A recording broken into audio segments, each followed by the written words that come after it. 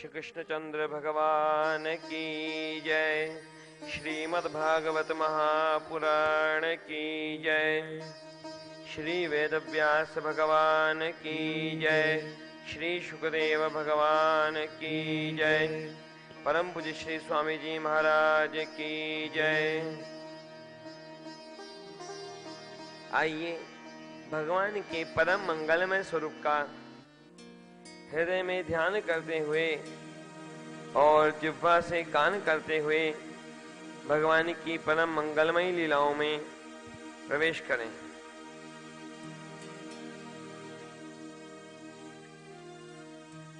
अधरम मधुरम वदनम मधुरम नयनम मधुरम हसितम मधुरम। अधरम मधुरम वदनम मधुरम नयनम मधुरम हसितम मधुरम। हृदयम मधुरम गमनम मधुरम मधुराधिपते रखिलम मधुरम। हृदयं मधुरं गमनं मधुरं मधुराधिपते रखिलं मधुरम्। वचनम मधुरम चरितम मधुरम वसनम मधुरम वलितम मधुरम। वचनं मधुरं चरितं मधुरं वसनं मधुरं वलितं मधुरम्। चलितम मधुरम भ्रमितम मधुरम मधुराधिपते रखिलम मधुरम। चलितं मधुरं रमितं मधुरं मधुराधिपते रखिलं मधुरम्। वेणुर्मधुरो रेणुर्मधुरः पाणिर्मधुरः पादौ मधुरौ। वेणुरिमधुरो रेणुरिमधुरः पाणिर्मधुरः पादौ मधुरौ।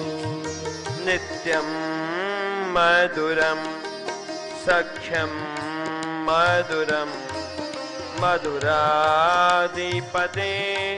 रखिलं मधुरम्। नृत्यं मधुरं सख्यं मधुरं मधुराधिपते रखिलं मधुरम्। गीतं मधुरं पीतं मधुरं भुक्तं मधुरं सुप्तं मधुरम्। गीतं मधुरं पीतं मधुरं भुक्तं मधुरं सुप्तं मधुरम्। रूपं मधुरं तिलकं मधुरं मधुराधिपते रखिलं मधुरम्। रूपं मधुरं तिलकं मधुरं मधुराधिपते रखिलं मधुरम्। कर्णं मधुरं तरणं मधुरं हरणं मधुरं स्मरणं मधुरम्। करणं मधुरं तरणं मधुरं हरणं मधुरं स्मरणं मधुरम्। वमितं मधुरं शमितं मधुरं मधुराधिपते रखिलं मधुरम् वमितं मधुरं शमितं मधुरं मधुराधिपते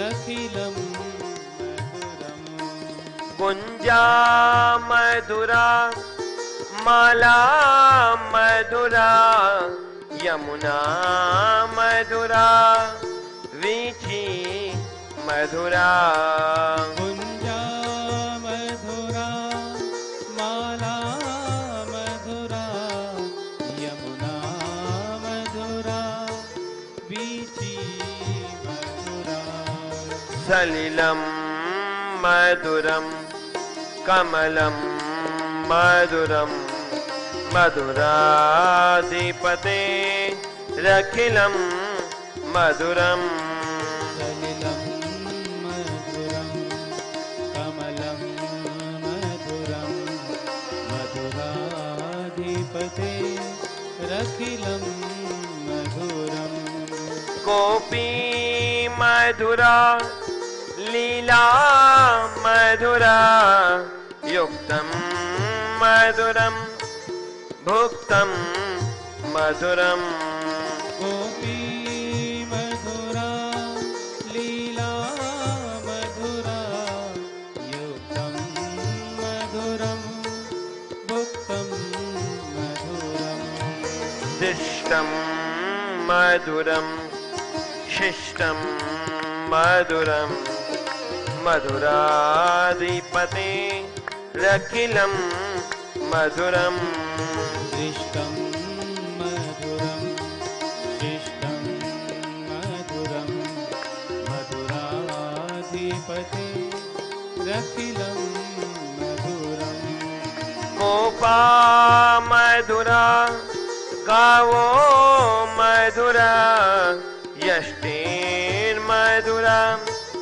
शिष्टिर्मधुरा गोपा मधुरा गावो मधुरा यष्टिर्मधुरा सृष्टिर्मधुरा दलितं मधुरं फलितं मधुरं मधुराधिपते रखिलं मधुरम् दलितं मधुरं फलितं मधुरं मधुराधिपते रखिलं मधुरम् अधरं मधुरं वदनं मधुरं नयनं मधुरं हसितं मधुरम् अधरं मधुरं वदनं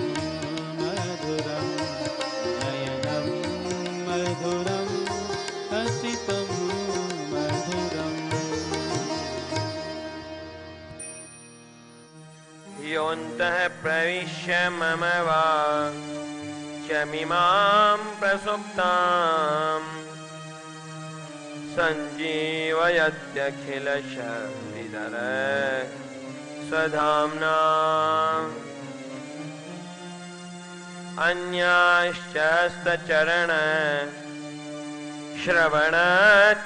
श्रवणत्वगादीन् प्राणान्नमो भगवते पुरुषाय तुभ्यम् यत्कीर्तनं यत् स्मरणं यदीक्षणम् यद्वन्दनं यत् श्रवणं यदर्हणम् लोकस्य सद्यो विदुनोति कल्मषम् तस्मै सुभद्र श्रवसे नमो नमः।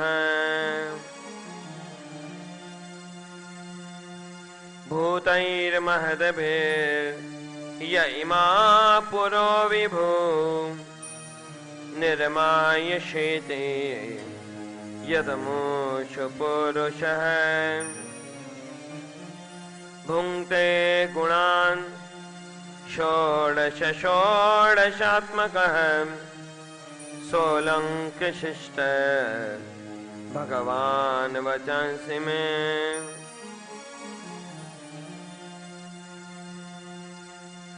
श्री वीर राघव दया कृपावतारम् श्री जानकीश पद पद्म पराग भृंगम्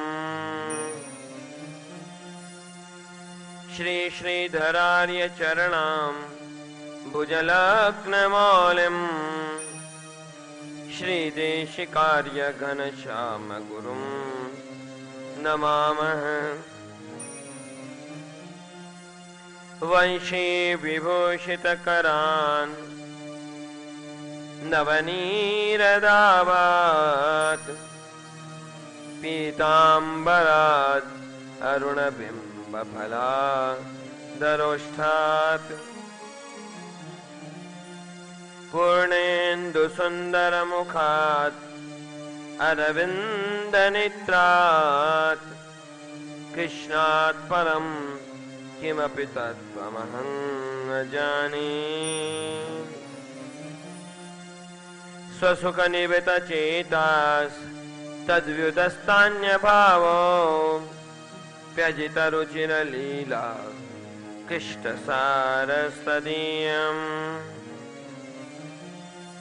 व्यतनुत कृपया यस्तत्त्वदीपं पुराणम् तमखिलविजनघ्नं व्याससूनुं नतोऽस्मि। नारायणं नमस्कृत्य नरं चैव नरोत्तमं देवीं सरस्वतीं व्यासं ततो जयमुदीरयेत्।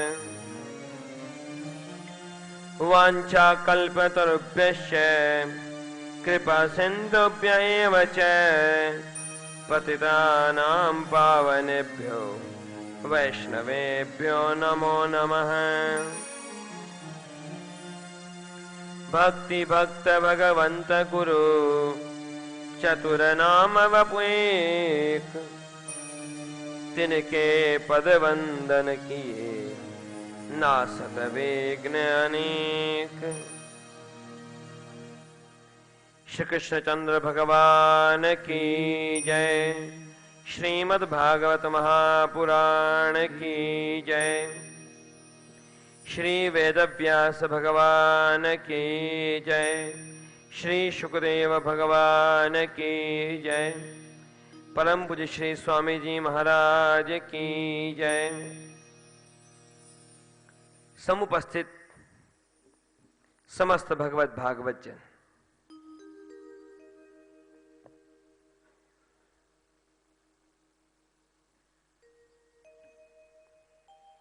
श्रीमद् भागवत के दिव्य कथा प्रसंगों के अंतर्गत कल सायंकाल चल रहा था प्रसंग भगवान के द्वारा गिरिराज जी को धारण करने का।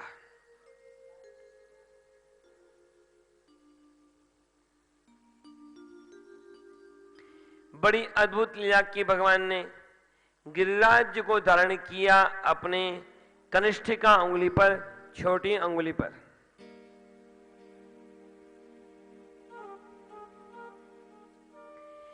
भगवान की ये जो लीलाएं हैं इनके पीछे कई कई रहस्य छिपे हुए हैं।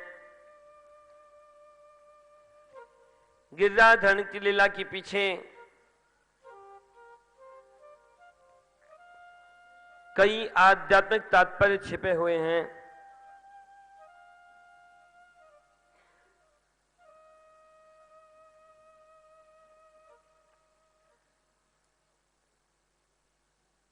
इन तात्पर्यों को समझे कौन?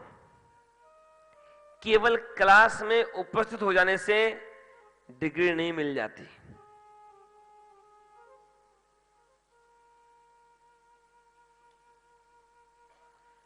सुने भी, तन्मयता से सुने,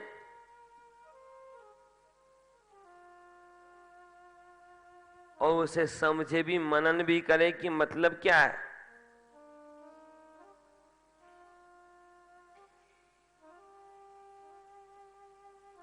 सात की संख्या का विशेष संबंध है भगवान की गिरिराधरण की लीला के साथ में।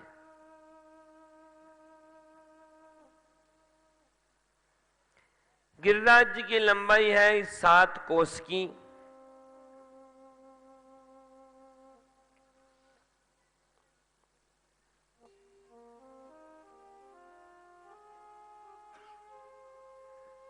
भगवान कृष्ण की आयु भी है उस समय 7 वर्ष की,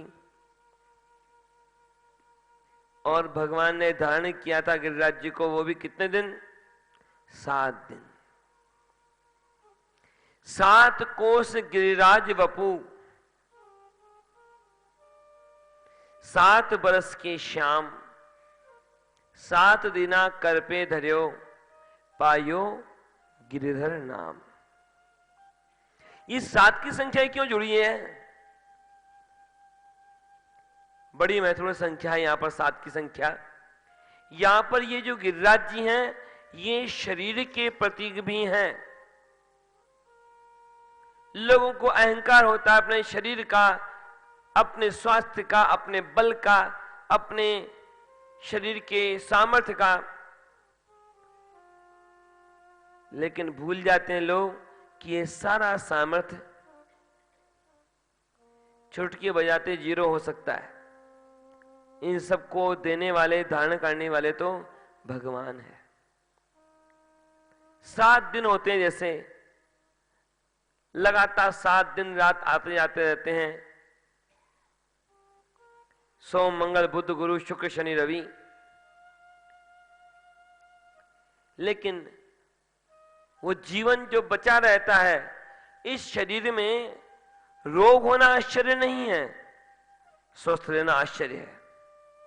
जैसे किसी गुब्बारे में 9 छेद हो तो उसमें हवा का रहना आश्चर्य है, हवा चले जाना कौन सा आश्चर्य हुआ? शरीरम च नव छिद्रम, शरीर में तो 9 छेद है।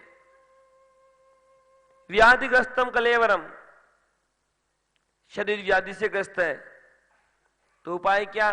औषधि जानवी त्वयम वैद्यो नारायणो हरि। जिस किसी के पास जो सामर्थ्य है वो तो भगवान धारण करते हैं। नहीं तो ऐसा हुआ, किसी आदमी ने लंबी आयु प्राप्त की, 100 वर्ष का हो गया, सेंचुरी लगा ली। अब लगा ली क्या? लग गई। अब तो कई लोग इंटरव्यू लेने आ गए उसके कि ये आखिर क्या रहस्य तुम्हारी इस लंबी आयु का, आखिर तुम स्वस्थ कैसे रहे, आखिर ये सब तुम जिए कैसे, इतना लंबा तरीका बताओ। उसने कहा बड़ा सीधा सीधा सा मामला है। अब तो इंटरव्यू लेने वाले पत्रकारों ने कहा कि सीधा मामला है तो वो जल्दी बताओ क्या करना है। कि ठीक है, सीधी सी बात है, लंबा जीना है तो बस सांस लेते रहो, सांस लेते रहो। पर लेते कैसे रहो? जो सांस चली जाती है शरीर के बाहर, वो वापस आए ना आए वो कौन से किसके हाथ में है? लेते रहो कहना तो सही बात है। ये तो भगवान है जो सामर्थ्य देते हैं, धारण करते हैं। किसी भी व्यक्ति की जो योग्यता है, जो सामर्थ्य है, जो प्राण है, उस सबको धारण करने वाले भगवान ही हैं।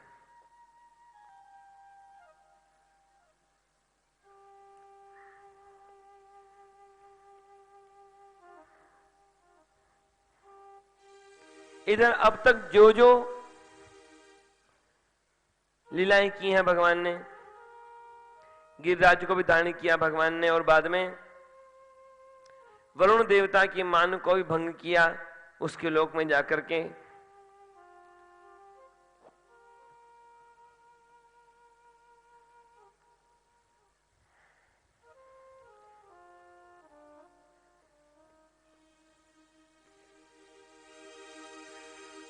भगवान ये जितनी भी लीलाएं करते हैं, गोकुल में, मथुरा में, वृंदावन में, जहां कहीं भी, जब कहीं भी भगवान की लीलाएं केवल इतिहास नहीं है। भगवान की इन हर लीलाओं का बड़ा गहरा आध्यात्मिक तात्पर्य है।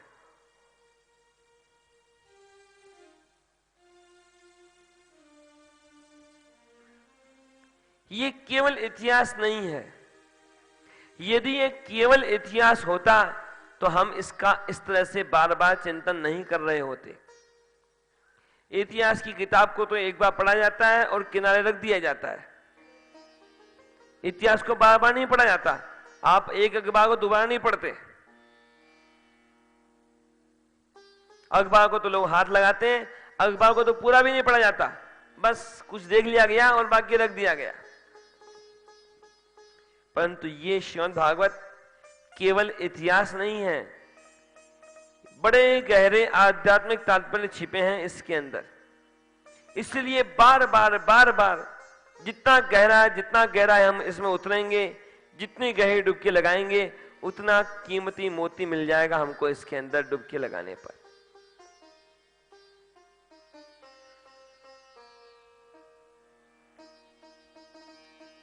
ये जितनी भी घटनाएं घटित हुई हैं वृंदावन में, गोकुल में, इन सब के पीछे बड़े गहरे आध्यात्मिक तात्पर्य भी छिपे हुए हैं। एका लीला भगवता बव्वा था नाम तो साधिका। एक साथ दोनों काम करते हैं भगवान। इतिहास की बात इतिहास भी है और इतिहास के साथ साथ अध्यात्म भी है। इतिहास के द्वारा भौतिक जगत का कल्याण करते हैं और आध्यात्मिक उपदेश के द्वारा भक्तों के जीवन को, भक्तों के मन, बुद्धि, चित्त, अहंकार को शुद्ध करके उसे अपनी कृपा के योग्य बनाते हैं। अध्यात्म को समझे बिना केवल कहानी की तरह कथा को कह लो, सुन लो, उससे परिणाम नहीं होता। जैसे किसी को चाहे जितनी रेसिपी की किताबें पढ़ पढ़ के सुना दो, लेकिन न तो पढ़ने वाले को स्वाद आने वाला, न सुनने वाले को स्वाद आने वाला, न सुनाने वाले का पेट भरने वाला, न सुनने वाले का पेट भरने वाला। यहां तो अनुभव ही प्रमाण है। क्या आध्यात्मिकताएं हैं, क्या संकेत हैं। वैसे तो एक प्रसंग में ही अटक जाए तो उससे पार नहीं हो सकते। संक्षेप में संकेत करते हुए बढ़ेंगे आगे। भगवान बालकृष्ण, पहली लीला ही बड़ी अद्भुत है भगवान की। तो अवतार लेते ही कितने चमत्कार किए थे वहां पर कारागार में, लेकिन वो प्रसंग तो बड़ा विस्तृत है। उसकी आध्यात्मिकता का वर्णन एक बैठक में तो हो नहीं सकता। 6 दिन के थे बालकृष्ण।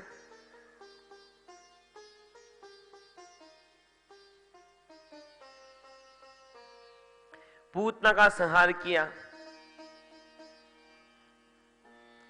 पूतना कौन? पूतान अपि नयति।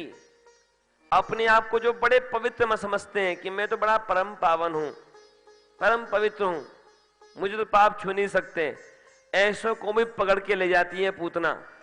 पूतान अपि नयति। कौन है ये? ये है अज्ञान, अविद्या। एक तो होती है विद्या, विद्या यानी जो संसार सागर से पार करे। दूसरी होती है अविद्या, जो संसार सागर में डूबो दे। ये वो है पूतना।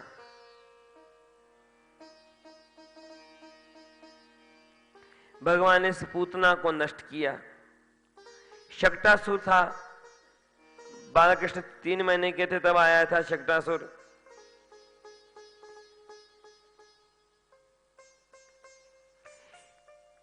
शक्टासुर की स्थिति कैसी थी?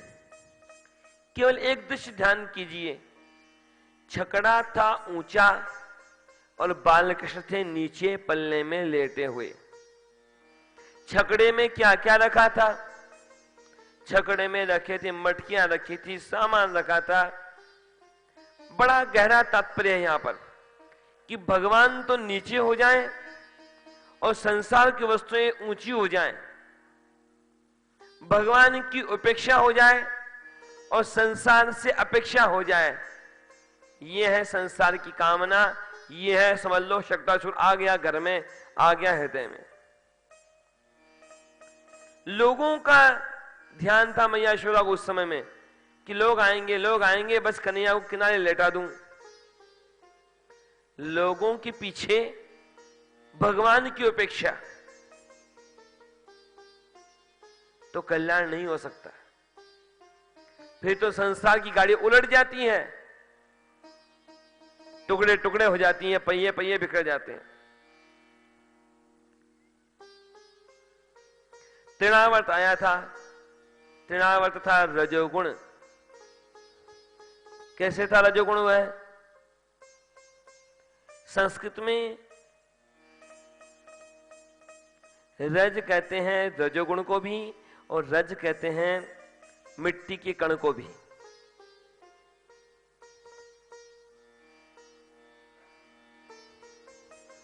तृणावर्त आया था तो आंधी तूफान के रूप में आया था। इतनी मिट्टी उड़ाई, दिन में अंधकार हो गया। भगवान ने इस तृणावर्त का संहार किया, सत्व गुण की वृद्धि की, रजोगुण को नष्ट किया, माखन चोरी की, माखन चोरी के बहाने अपने भक्तों के मन को चुराया।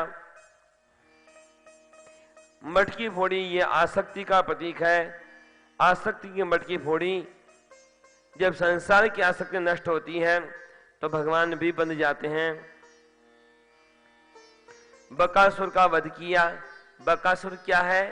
दंभ, पाखंड, कपट। किसी बगुलों को देखो, बड़ा अच्छा दिखाई देता है, बिल्कुल सफेद झक, कितना शांत प्रतीत होता है, कितना तपस्वी लगता है। एक पैर पे खड़ा रहता है, चलता भी है तो इतना धीरे धीरे चलता है कि कहीं कोई अनजान व्यक्ति हो तो समझे कि अरे कहीं इसके चलने से कोई चींटी न मर जाए। एक पैर पर, बड़ा शांत। लेकिन उसकी वो शांति किस लिए होती है? उसकी शांति इसलिए नहीं होती कि कोई मर न जाए, कि कोई चींटी, कोई कीड़ा पैरों के नीचे दब न जाए। उसकी शांति बस इसलिए होती है कि बस चुपचाप रहूं, बिल्कुल शांत। कब आए मछली पास में, कब आए मेरे वार के दायरे में, और कब मछली को निगल जाऊं।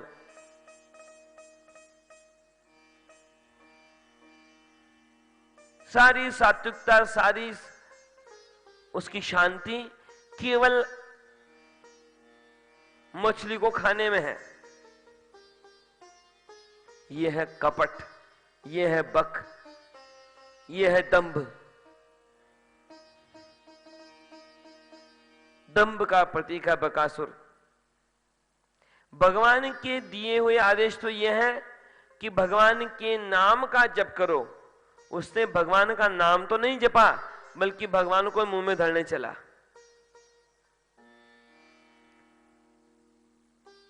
भगवान के नाम को नहीं, बल्कि भगवान को मुंह में रखने चला। अरे भगवान को कोई क्या पचाएगा?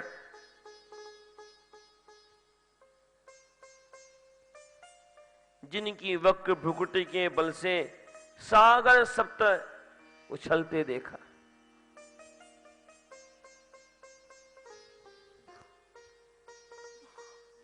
बकासुर का संहार किया, दंभ को नष्ट किया भगवान ने। अगासुर,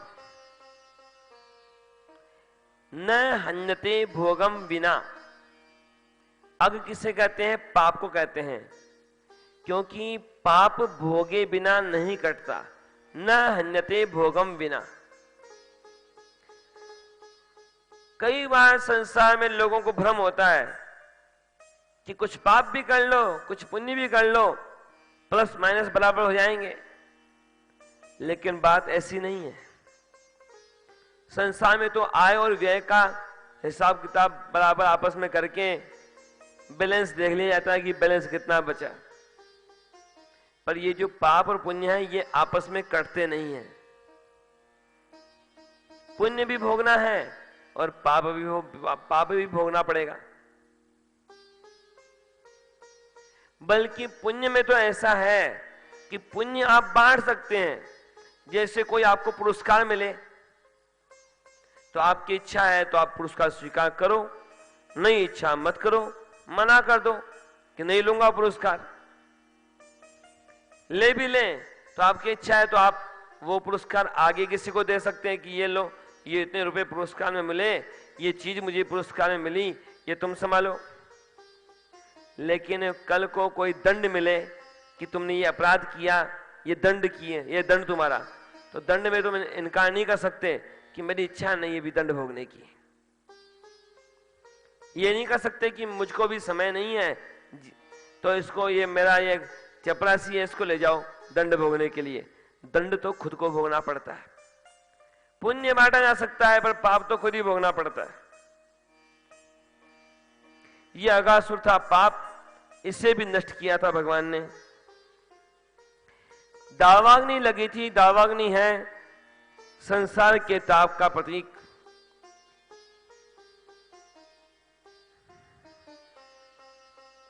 संसार के ताप को नष्ट किया भगवान ने, अपने भक्तों की रक्षा की, गौओं की रक्षा की।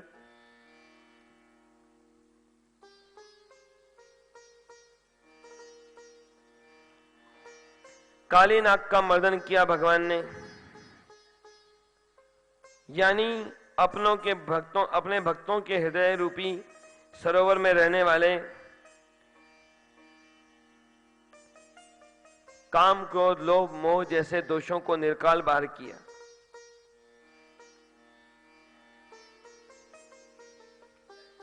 चीरहरण की लीला के द्वारा अज्ञान के आवरण को भंग किया। गिरधारण की लीला के द्वारा भक्तों की भक्ति को परिपुष्ट बनाया। वरुण देवता के मान भंग के द्वारा षड रस विजय का सूचन किया भगवान ने। जब तक जीव के स्वाद में उलझा है कोई जीव, वह भक्ति नहीं कर सकता।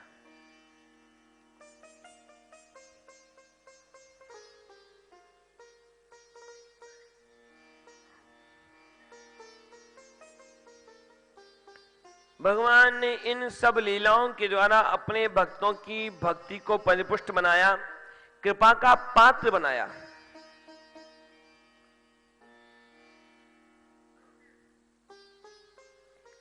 जैसा दिया था वचन, भगवान ने अपने वचन को पूरा करने का निश्चय किया कि जितने भक्तजन हैं, जितने गोपीजन हैं, उन पर कृपा करनी है मुझे। भगवान ने तो अब रास लीला करने का निश्चय किया अपने मन में। बड़ा गहरा आध्यात्मिक तात्पर्य है इस रास लीला का। प्रवेश करते हैं हम इस रास लीला के प्रसंग में, रास पंचाध्यायी के प्रसंग में।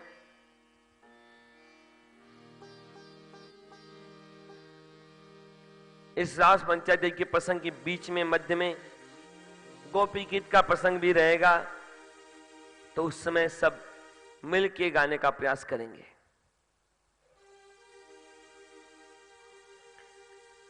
रास पंचाध्यायी 5 अध्याय, इसे श्रीमद् भागवत का पंच प्राण कहा जाता है।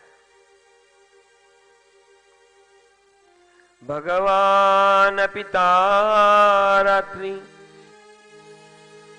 शरदोत्फुल्ल मल्लिका वीक्षरन्तुं मनश्चक्रे योग माया मुपाश्रित है। पहला शब्द है इसका भगवान, यानी यह किसी सामान्य व्यक्ति का सामान्य कार्य नहीं है।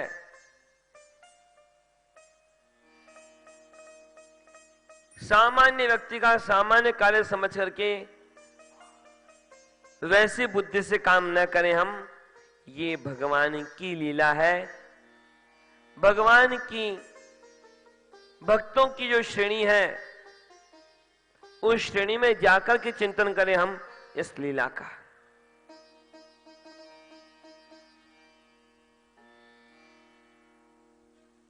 सबसे पहला क्या काम किया भगवान ने?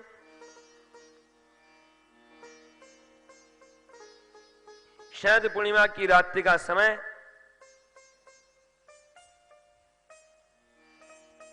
भगवान श्री कृष्ण वृंदावन में एकांत में जाके हो गए विराजमान।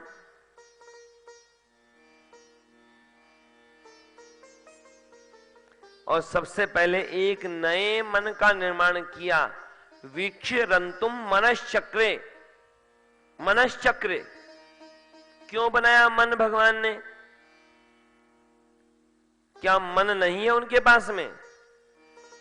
बात कुछ ऐसी ही है।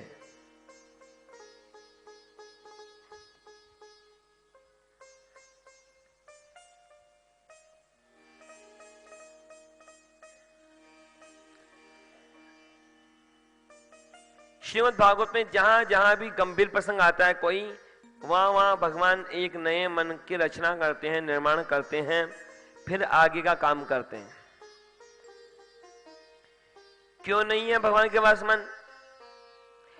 एक भक्त ने भगवान से बड़ी सुंदर प्रार्थना की। भगवान से प्रार्थना करते हुए कहा, उस भक्त ने भगवान से, भगवान मैं आपको सब कुछ अर्पण करना चाहता हूं, पर मैं अर्पण क्या करूं समझ नहीं पा रहा हूं। भगवान, जिस किसी व्यक्ति के पास में जो चीज पहले से भरी पड़ी हो,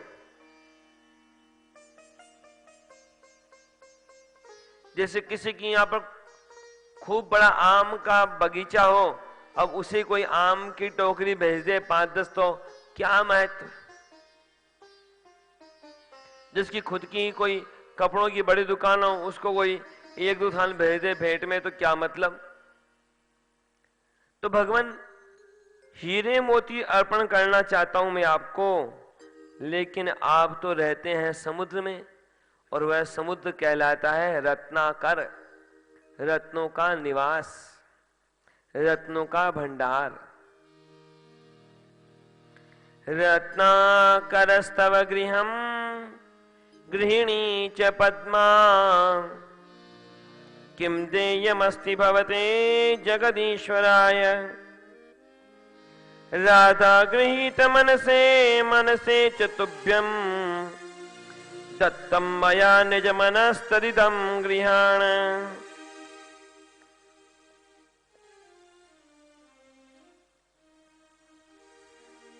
भगवान, और कोई मैं संपत्ति भेंट करना चाहूं आपको, तो क्या कमी आपके पास?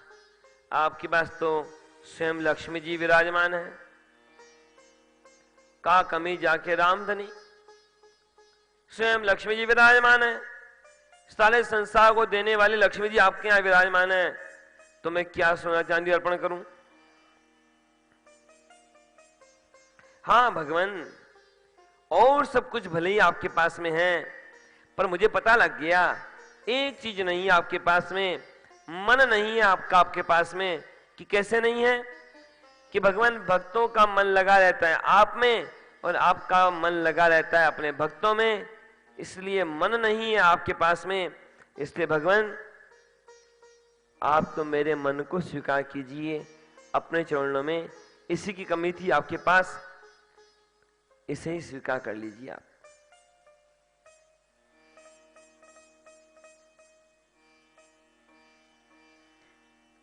कैसा भावपूर्ण श्लोक।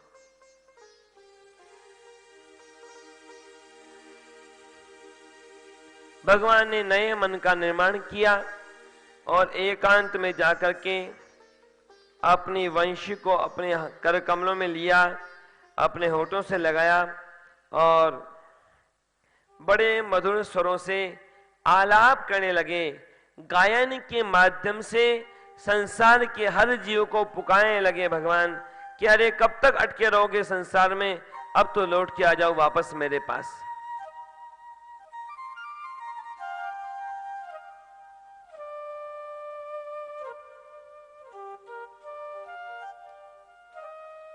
दृष्ट्वा कुमुदवन्तमखण्डमण्डलम् रमाननाभं नवकुङ्कुमारुणम् वनं च तत्कोमलगोविरञ्जितम् जगौकलं वामदिशां मनोहरम्।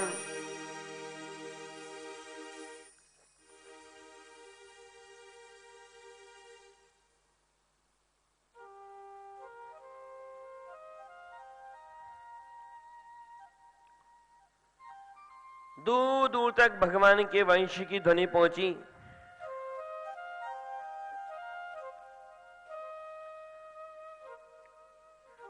सबको लगा मानो भगवान उसे ही पुकार रहे हैं। सब गोपियां चल पड़ी भगवान की ओर। अपने सारे कार्यों का त्याग करके जिस किसी गोपी को रोका उसके परिवार के लोगों ने उससे दिव्य देह को धारण किया, लेकिन प्रस्थान किया भगवान की ओर।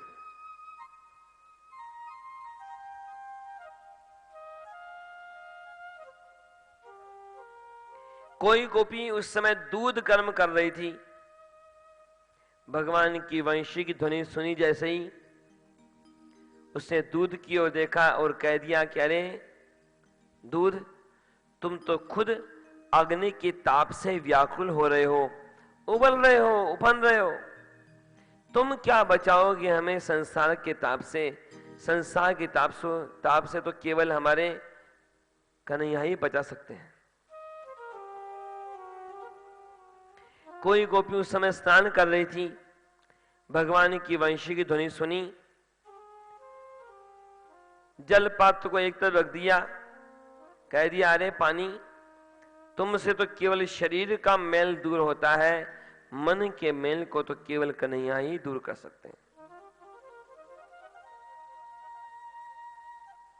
कोई गोपी श्रृंगार कर रही थी, अपना आंखों में काजल लगा रही थी, लेकिन भगवान के वंशी की ध्वनि सुनते ही काजल की डब्बी को रख दिया किनारे, कह दिया अरे तुम्हें आंखों में लगाने से क्या मतलब, अब तो केवल कृष्ण रूपी अंजन, कृष्ण रूपी काजल को ही आंखों में बसाएंगी।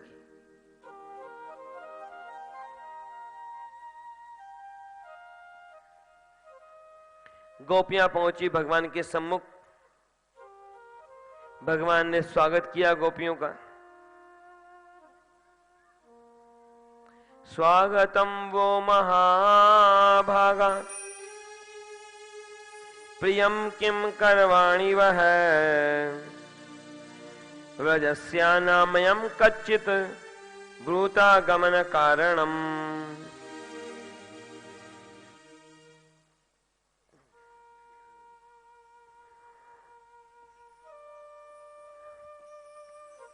जब जीव संसार से पीट करके भगवान की ओर आता है तो भगवान स्वागत करते हैं उस जीव का, लेकिन परीक्षा भी लेते हैं। भगवान जानना चाहते हैं भगवान कि आखिर ये जीव आया है सामने तो क्यों आया है। अधिकतर दो कारणों से आता है जीव भगवान के सम्मुख, या तो कोई समस्या गले पड़ जाए, छूटे नहीं अपने छोड़े, और या फिर मन में कामना हो और वो कामना पूर्ण न होती हो अपने प्रयास से, तो भगवान याद आते हैं। भगवान ने पूछ लिया गोपियों स्वागत है तुम्हारा, पर आई कैसे ये तो बताओ, वहां ब्रजमंडल में सब ठीक तो है ना?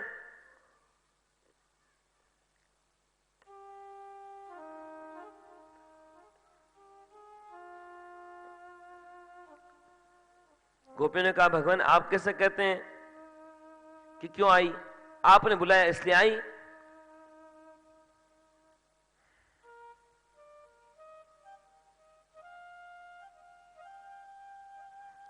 भगवान ने पुनः परीक्षा ली और कह दिया कि देखो कैसी सुंदर शोभा हो रही है इस शरद पूर्णिमा के समय, इस वृंदावन की इस शोभा को देखो और लौट जाओ, तुम्हारे परिवार के लोग तुम्हारी प्रतीक्षा कर रहे होंगे।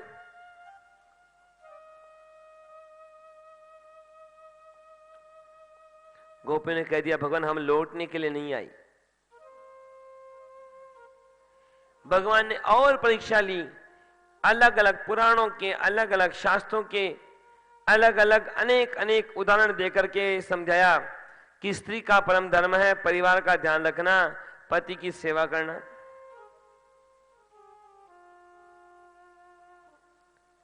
लेकिन यह मत समझना कि गोपियों को कोई ज्ञान नहीं था।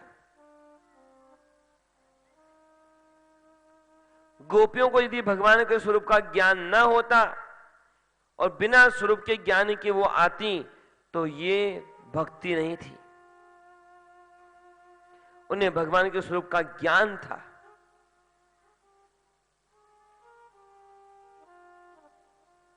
ज्ञान विहीनम जाराणामिव।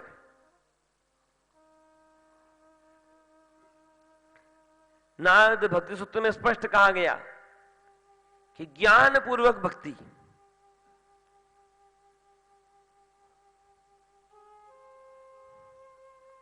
गोपियों ने तो उल्टा भगवान को ही डांट दिया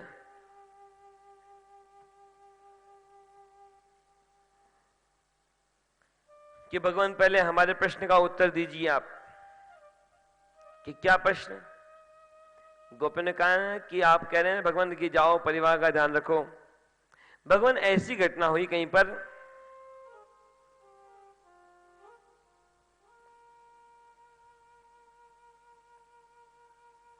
कि ऐसा हुआ एक बार कि कहीं पर विवाह हुआ और विवाह होते होते ही कोई जरूरी काम आ गया और पति को विदेश जाने की अनिवार्यता हो गई।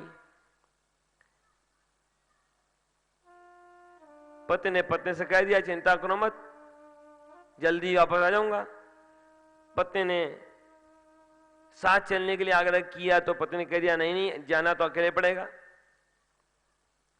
पत्नी ने और आग्रह किया तो पति ने अपना एक चित्र दे दिया कि चित्र को रखो पास में, समझो कि मैं ही हूं इस चित्र के रूप में तुम्हारे पास। पति चला गया विदेश, पत्नी अपने चित्र की पूजा करती। जब जो कोई कार्य करना होता पहले अपने पति के चित्र से निवेदन करती, फिर वह कार्य करती।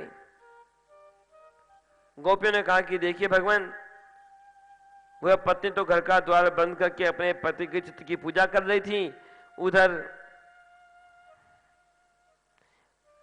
उसका पति लौट के आ गया और खड़ा है द्वार पर कि कब द्वार खुले। तो उस पत्नी को क्या करना चाहिए? भगवान ने कहा सीधी सी बात है, ये तो वह चित्त कब तक के लिए था? जब तक पति स्वयं न था। जब स्वयं साक्षात पति आ गया तो पत्नी को चित्र रख देना चाहिए एक किनारे और खुद स्वयं जाकर के पति का स्वागत करना चाहिए, द्वार खोलना चाहिए। गोपियों ने कहा भगवान यही हमारा आपसे निवेदन है। संसार के जिन जिन संबंधों की बात आप कहते हैं सच्चे संबंधी तो आप ही हैं। पति क्यों कहा जाता है किसी को, या पिता क्यों कहा जाता है किसी को? पाति इति पति ही, पाति इति पिता। जो रक्षा करे वो, हर संबंध की बात वही है। हर प्राणी की रक्षा करने वाले आप हैं। और भगवान संसार के जितने भी संबंधी हैं ये सब शरीर के संबंधी हैं, आत्मा के पति तो केवल आप हैं।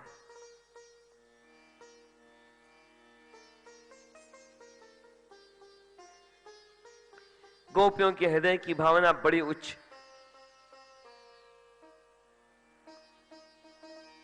संसार के सामान्य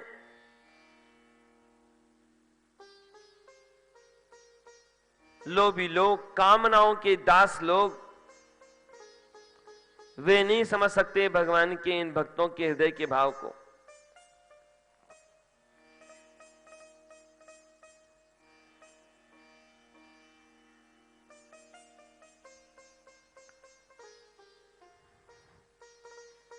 गोपियां तो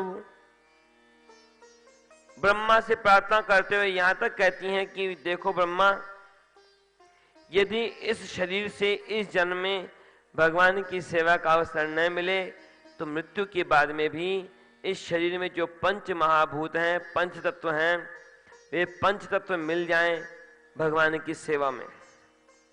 हमारे शरीर में जो पृथ्वी का अंश है, पृथ्वी का अंश उस मार्ग की मिट्टी में मिल जाए जिस मार्ग से हमारे कन्हैया नंगे पैरों जाते आते हैं।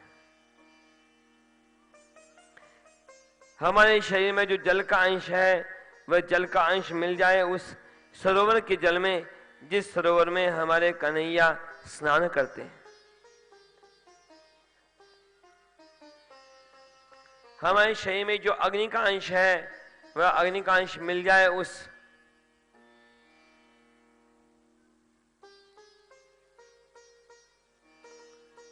दीपक की ज्योति में, जिस दीपक से हमारे कन्हैया की कक्ष में प्रकाश होता है।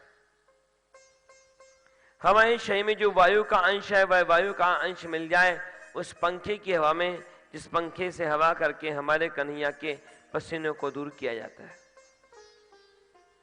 हमारे शरीर में जो आकाश का अंश है वह आकाश का अंश मिल जाए उस कमरे के आकाश में, जिसमें हमारे कन्हैया निवास करते हैं।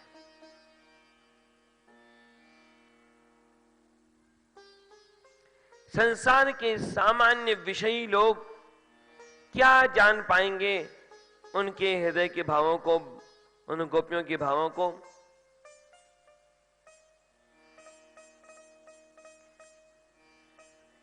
प्रसंग आता है, एक बार की बात, नारद जी बाल कृष्ण का दर्शन करने वृंदावन की ओर आए।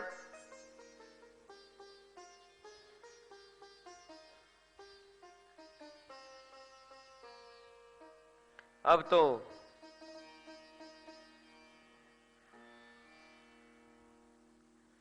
नारद जी यमुना किनारे पहुंचे।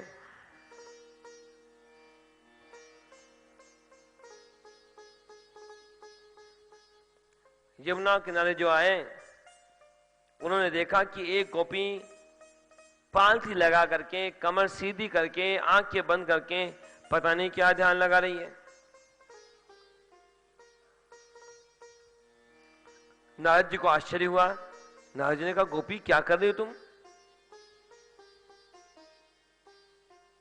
कि ध्यान लगा रही हो? अरे किसका ध्यान लगा रही हो? जिन भगवान कृष्ण का दर्शन बड़े बड़े देवताओं को दुर्लभ है, उन भगवान बाल कृष्ण को छोड़ के तुम किसका ध्यान लगा रही हो? और वे बाल कृष्ण तो यहां सामने दिखते हैं। गोपी ने डांट दिया नारद जी को कि छोड़ो उस कन्हैया की बात। अरे वो कन्हैया तो नेत्रों के सामने से ओझल होता ही नहीं है। भोजन बनाने लगती हूं तो लगता है कि कन्हैया सामने बैठा है। सफाई करने लगती हूँ, झाड़ू लगाने लगती हूँ तो लगता है कन्हैया सामने ही खड़ा है। पानी भरने आती हूँ तो लगता है कन्हैया सामने ही है। कन्हैया आंखों से ओझल होता ही नहीं और संसार का काम में बराबर कर पाती नहीं।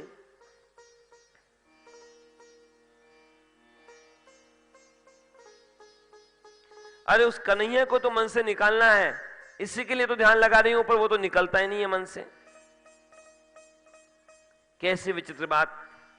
लोग मंदिर में जाकर के भी, कथा प्रवचन में, भजन में जाकर के भी अपने मन को भगवान में लगा नहीं पाते हैं, और यहां ये गोपियां ये तो प्रयास करके भी अपने मन को भगवान से हटा नहीं पाती। जब भजन करना न पड़े, भजन आदत बन जाए, स्वभाव बन जाए, भगवान का चिंतन प्रयास पूर्वक नहीं बल्कि स्वाभाविक हो जाए,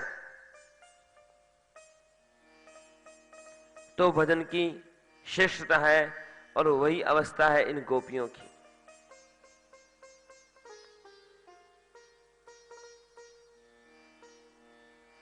भगवान ने गोपियों के मन के भाव को जाना, कृपा की भगवान ने, अनेक रूपों को धारण किया, रास लीला का आरंभ किया भगवान ने उन गोपीजनों पर कृपा करने के लिए।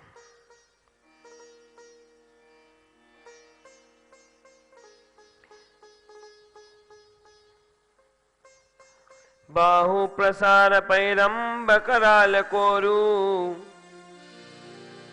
निविस्तनालवन काग्रपातै क्षल्यावलोकस्वैर्व्रज सुंदरीणाम उत्तम वयन रतिपतिम रमयांचकार। भगवान कृपा कर रहे हैं, लीला कर रहे हैं,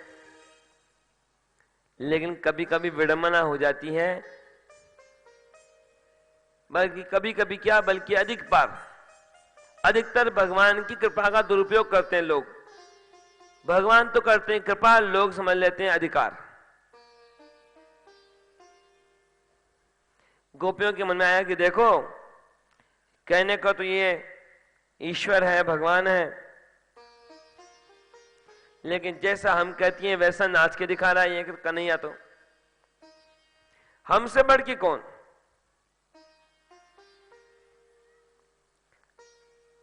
और अहंकार की बात ऐसी है, भगवान भक्तों के बाकी दोषों को कुछ समय के लिए भले ही सहन कर लेवें, दो दोषों को क्षण भर के लिए भी सहन नहीं करते। एक तो है अहंकार और दूसरा है कपट।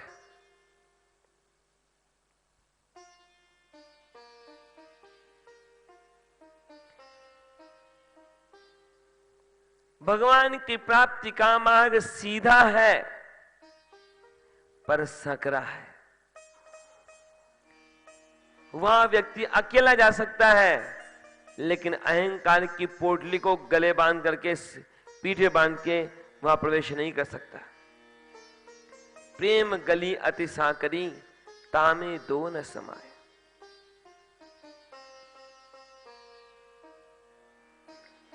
जिन जिन बड़े से बड़े भक्तों की बात कर लो, जब तक उनके मन में अहंकार या कपट रहा, भगवान का दर्शन नहीं मिला। और दर्शन मिलने के बाद यदि अहंकार और कपट आ गया तो भगवान तत्काल दूर हो गए।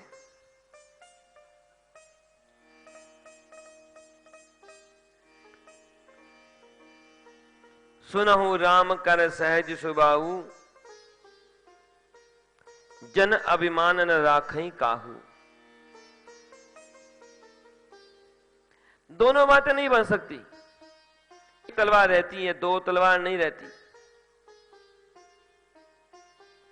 चाखा चाहे प्रेम रस, राखा चाहे मान, दो खड़ग एक म्यान में, देखा सुना नहीं कान। भगवान ने लीला की, अपने सारे रूपों को समेटा, अंतर ध्यान हो गए, सारी गोपियां व्याकुल हो गई। जैसे तो उनके प्राणी शरीर से बाहर जा रहे हों, ऐसी उनकी अवस्था हो गई।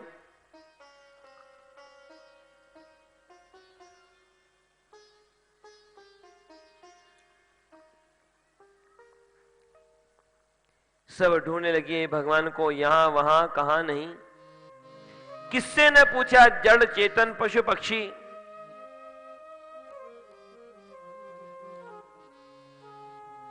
मोर से कहा मोर तुम्हें जरूर पता होगा, तुम्हारे पंख को धारण करते हैं भगवान मस्तक पर। अरे तुलसी तुम्हें जरूर पता होगा, तुम तो भगवान के चरणों में रहती हो। अरे हरिण तुम्हें अवश्य पता होगा, तुम तो भगवान की वंशी की ध्वनि को कान उठा के सुनते हो। कोई बता न पाया। अचानक एक गोप ने देखा भगवान के सुंदर चरणों के चिन्हों को, उन चिन्हों का पीछा किया, राधा रानी का दर्शन किया, पर भगवान वहां भी नहीं।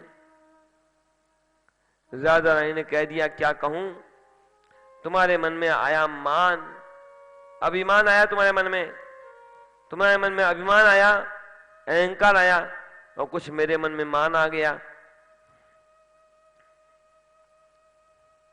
लीला कर रहे हैं भगवान। गोपियां कहने लगी हम इतनी सारी हैं, ढूंढ लेंगी हम। राधा रानी ने मना कर दिया कि नहीं, आगे मत बढ़ो। तुम्हें पता है ना, हमारे कन्हैया तो गौओं की सेवा करने के लिए पैरों में जूते चप्पल कुछ नहीं पहनते। हमारे कन्हैया के चरण कमल कितने कोमल हैं, उनमें कहीं कोई कांटा न चुभ जाए, कंकड़ न चुभ जाए। आगे मत बढ़ो। तो फिर कैसे मिलेंगे वो हमें? राधा रानी ने कह दिया बस हम यहीं से पुकारेंगी, अपने आप आना पड़ेगा भगवान को। दूर हो तो निकट आना पड़ेगा, छिपे हो तो प्रकट होना पड़ेगा। सारी गोपियां राधा रानी के साथ पुकारने लगी भगवान को गोपी गीत के माध्यम से। जयति तेधिकम्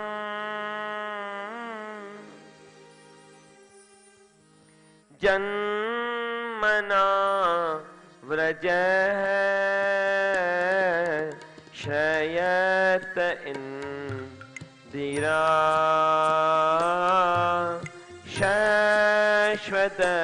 शाश्वतत्रहि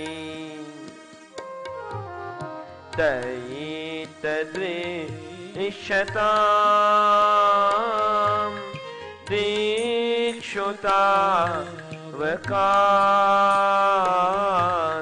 सहिता सवैस्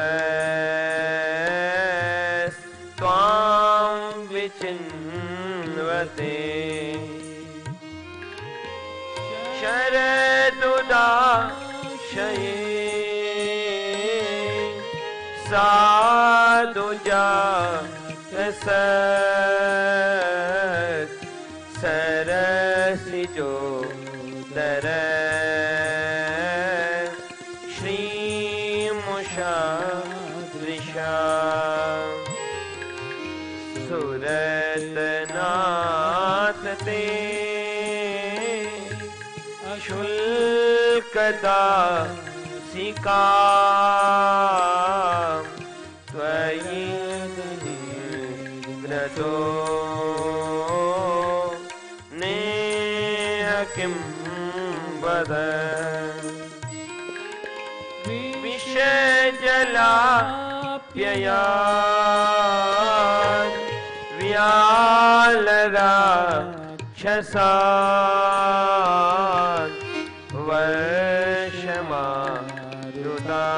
वर्षमारुतात् वैद्युतानला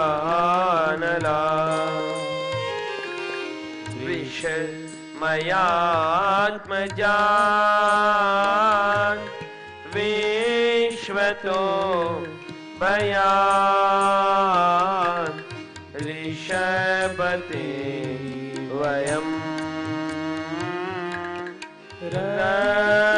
रक्षितामो न खलु गोपिका नन्दनो भवान्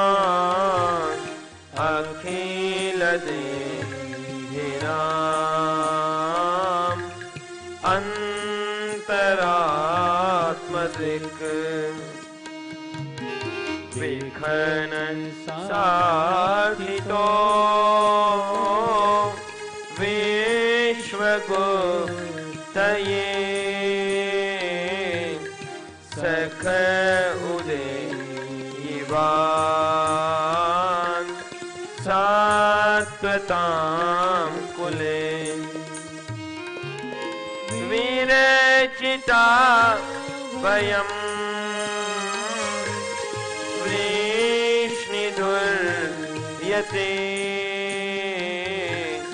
चरणमें शाम संस्कृते भयात् कर सरोरुहं कांतका मदम् क्षीरसिधे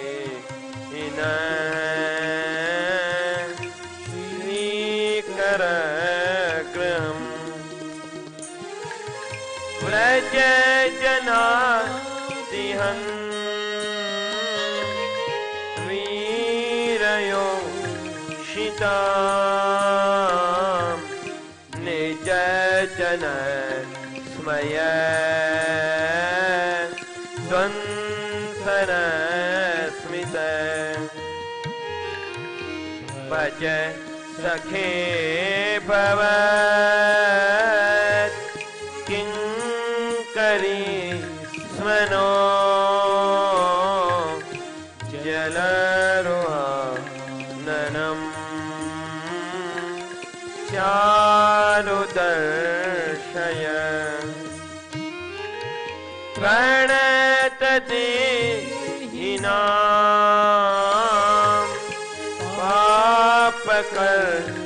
शरणं त्रिणोचरानुगम् श्रीनिकेतनम् फलार्पितम् ते पदाम्बुजम् त्रेणोकुचे शुनः कृन्दिरेक्षयम् मधुरया गिरा वल्गुवाक्यया बुधमनो यया पुष्करे क्षण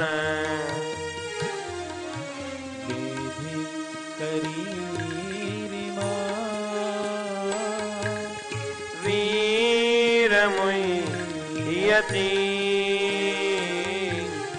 हृदयरसे दुना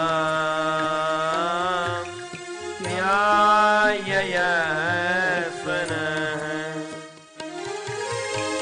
तव कथामृतम् तप्तजीवनम् कविभिरीडितम् कल्मषापहम्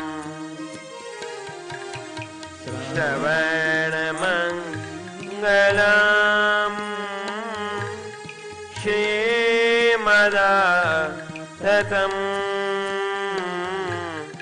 भुवि गृह्णन्ति ते भूरिदा जना प्रसितं प्रिय प्रेमवीक्षणम् विहरणं च ते ध्यानमङ्गलम् रहसि संविदो यारिणी स्विषः कुहकनो मनः क्षोभयन्ति चलसि यद्व्रजात् चारयन् पशो नलिनसुन्दरम् नातते पदम्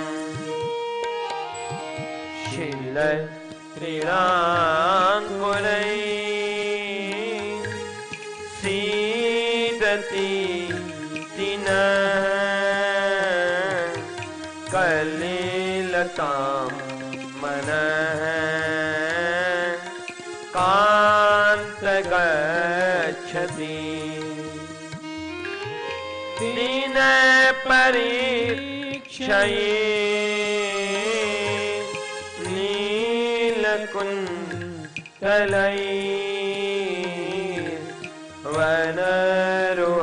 नीलकुन्तलैर्वनरुहाननम् विप्रदावृतम्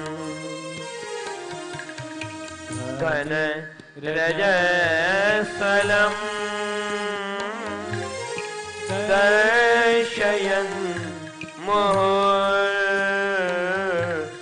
मुहुर्मनसि नः स्मरम् वीरयच्छसि प्रणतकामदम् पद्मजाचितम् धरणिमण्डनम् ध्येयमापन्नम् चरण पंकजम शन्तमञ्चते रमणनस्तने श्वर्पयादिहन् सुरतवर्धनम्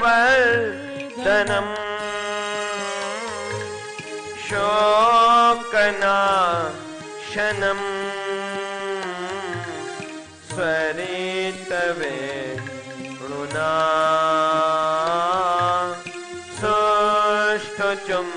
सुष्ठुचुम्बितम्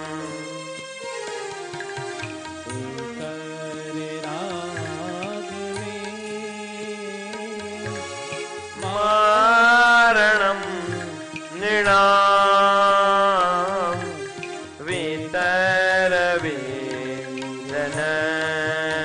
वितरवेदनस्ते धरामृतम् अटति यत् भवान्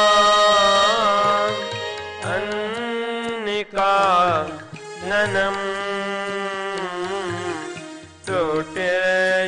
त्रुटिर्युगायते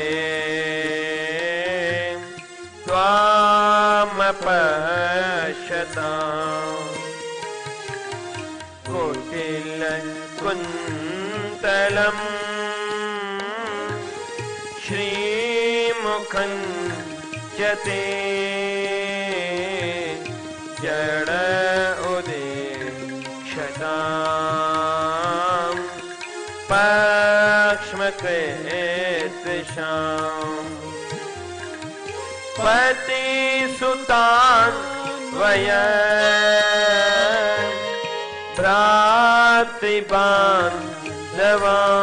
भ्रातृबान्धवान् अन्तिविलङ्घ्यते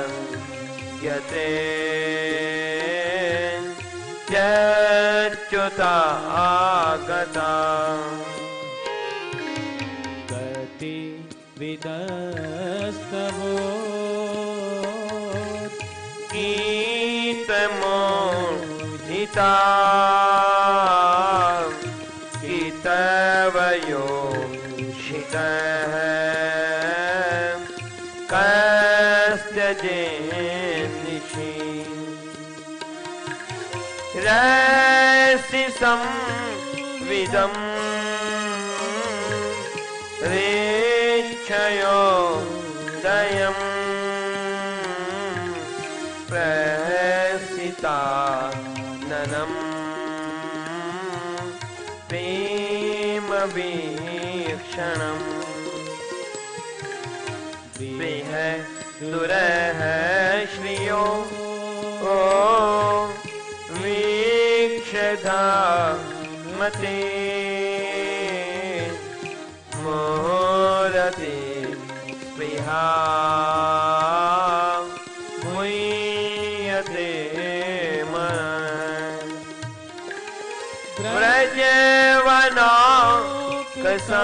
व्रजवनाकसां व्यक्तिरङ्गते वृजिनहन् प्रलम् विश्वमङ्गलम् त्यज मनाक्षन स्वस्पृहात्मना स्वजनरे रुजां यन्निषूदनम्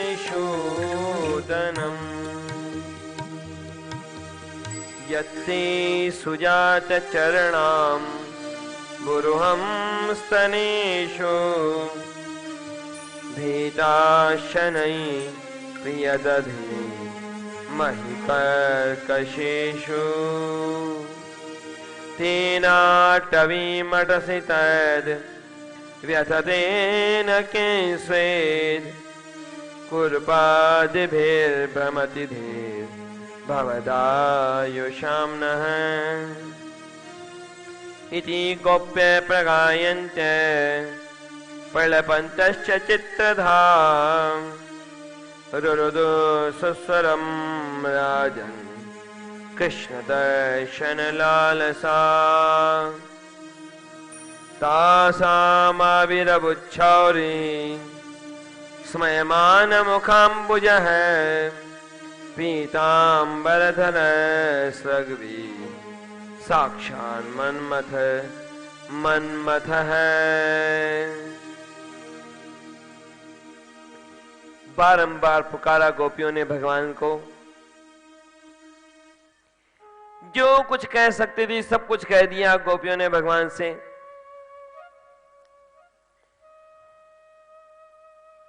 कितनी कितनी बार कृपा की भगवान आपने हम पर। काली के विष से बचाया, अगासुर से बचाया, इंद्र के कोप से बचाया, तो अब क्यों नहीं बचाते आप?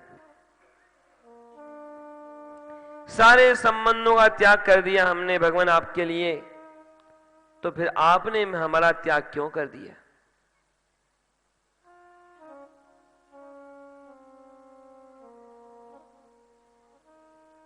सब कुछ कहने पर भी जब दर्शन न हुआ भगवान का, गोपियों ने कह दिया भगवान हम तो आपके नामों का गान करते हुए, रुदन करते हुए प्राणों का त्याग कर देंगी।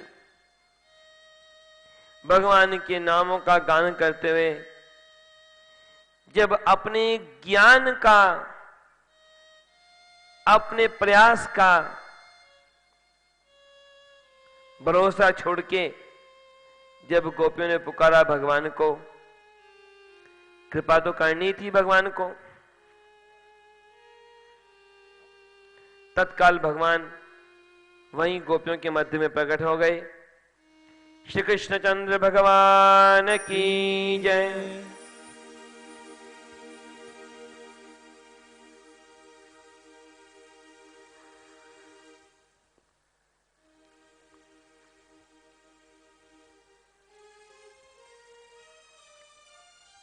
उपनिषदों में प्रसंग आता है, ईशावास्योपनिषद में कहा गया है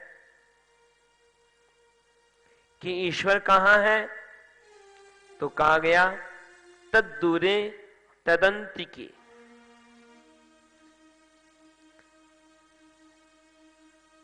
कि कहां है कि ईश्वर तो दूर से भी दूर है और ईश्वर तो निकट से भी निकटतम है। कैसे उल्टी बात? कोई सामान्य व्यक्ति जिसने किसी ज्ञानी गुरु से अध्ययन न किया हो, वो तो उलझ जाएगा कि कैसी उल्टी उल्टी बातें लिखी है। कि ईश्वर को कह रहे हैं कि ये तो दूर से भी दूर है, तो पास से भी पास है। अरे दूर है तो दूर है, पास तो पास है। पास है तो दूर, पास है यदि तो दूर कैसे है, और दूर है यदि तो पास कैसे है? परंतु बड़ा गहरा मतलब है। यदि कोई व्यक्ति केवल ज्ञान से, केवल कर्म से, केवल धन से, केवल बाहरी क्रियाओं से, केवल कर्म कांड से प्राप्त करना चाहे भगवान को, तब तो भगवान दूर से भी दूर है। लेकिन यदि कोई व्यक्ति भाव से, भक्ति से, शरणागत होकर के प्राप्त करना चाहे भगवान को, तब तो भगवान पास से भी पास हैं, निकट से निकटतम है।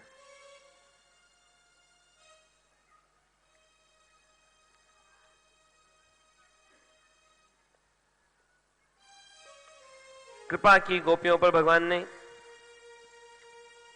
अब तक तो रासलीला हुई थी, अब तो भगवान ने महारास आरंभ किया। अनेकों रूप धारण किए भगवान ने। कई तरह के मंडल बना करके भगवान नृत्य करने लगे।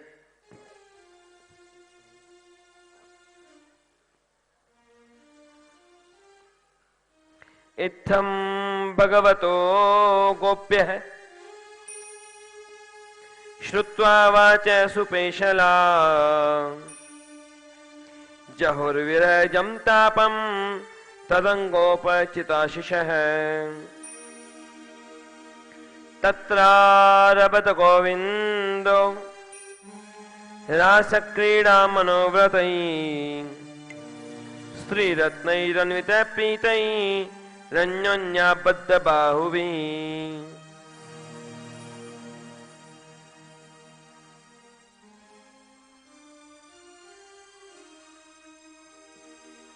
भगवान शुकदेव ने कह दिया राजा परीक्षित से, राजन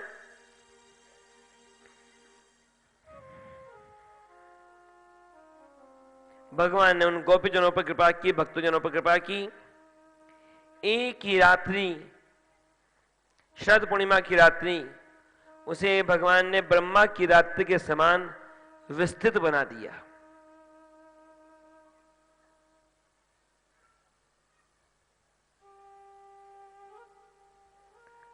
लेकिन राजा परीक्षित के मन में कुछ शंकाएं हुई। गहरे ढंग से देखें तो मानो राजा परीक्षित के मन में नहीं, कलियुगी जीवों के मन में जो शंकाएं आने वाली थी उन्हीं को स्पष्ट किया राजा परीक्षित ने। राजा परीक्षित ने पूछ लिया, भगवान का होता है अवतार धर्म की स्थापना के लिए, वे ही भगवान परस्त्रियों के साथ नृत्य करते हैं, ये बात तो ठीक नहीं लगती। और भगवान के द्वारा कोई कार्य मर्यादा विहीन हो नहीं सकता, फिर क्या रहस्य है इस बात का, मुझे समझाइए। संस्थापनाय धर्मस्य पशमाये तरस्य च अवतीर्णो ही भगवान अंशेन जगदीश्वर है।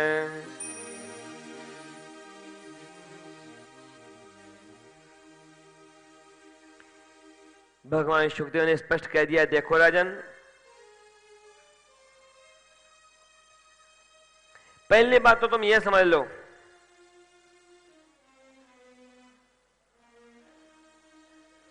कि गोपी किसी स्त्री का नाम नहीं है। गोपी शब्द कैसे बनता है?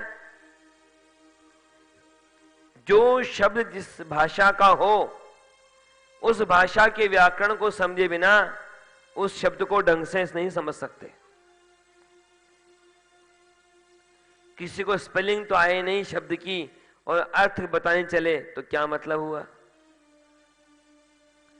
गो कहते हैं इंद्रियों को,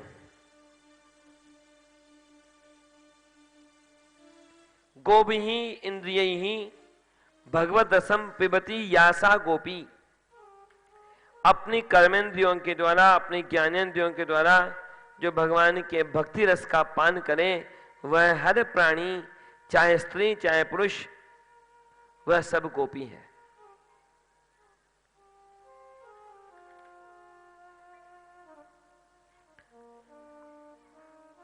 और ये भी समझ लो राजन, तुम भगवान की लीलाओं के रहस्य को समझना हो तो भक्तों के स्तर तक ऊंचा उठना पड़ेगा। सड़क पे खड़ा हो कोई आदमी तो उसे आधा किलोमीटर दूर तक दिखाई दे जाएगा। छत पे खड़ा हो कोई, उसे 2 किलोमीटर दिखाई दे जाएगा, यदि बीच में कोई आड़ ना हो तो। और गड्ढे में पड़ा हो कोई तो 4 कदम की दूरी नहीं दिखाई देगी। संसार के विषयों के गड्ढे में जो गिरे पड़े हैं उन्हें अनुभव नहीं हो सकता, वे नहीं जान सकते भगवान की इन लीलाओं के रहस्यों को। वृंदावन के प्रसिद्ध संत हुए श्री हरिदास जी महाराज, उन्होंने बड़े सुंदर ढंग से कहा कि 6 सीढ़ियां हैं रास लीला के रहस्य को समझने के लिए। पहली सीढ़ी है श्रीमद् भागवत का श्रवण करो। श्रीमद् भागवत का मतलब केवल श्रीमद् भागवत शब्द का नहीं, संपूर्ण श्रीमद् भागवत का तन्मयता पूर्वक श्रवण करो, मनन करो।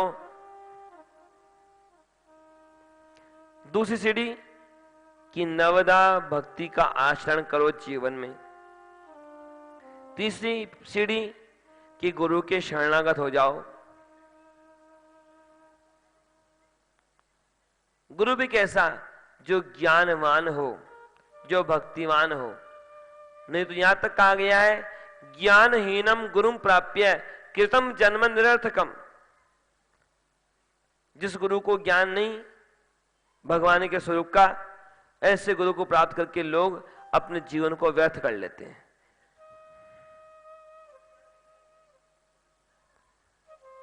विरक्त हो जाए, चौथी सीढ़ी।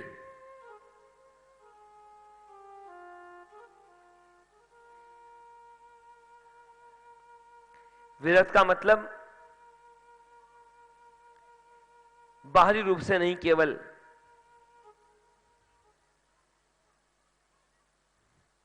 संसार के विषयों से विरक्ति हो,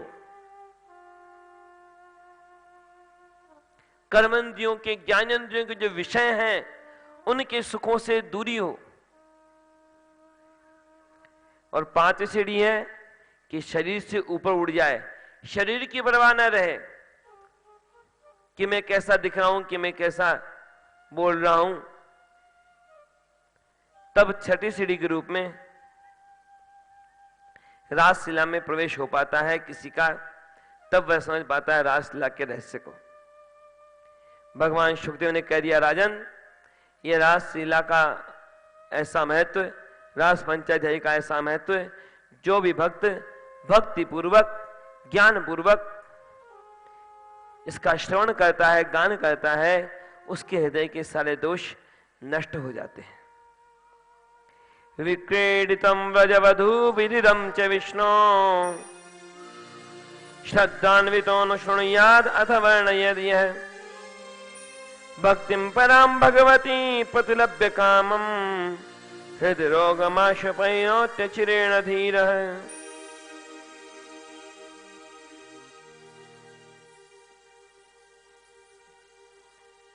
बता दिया यह रास पंचाध्याय का प्रसंग।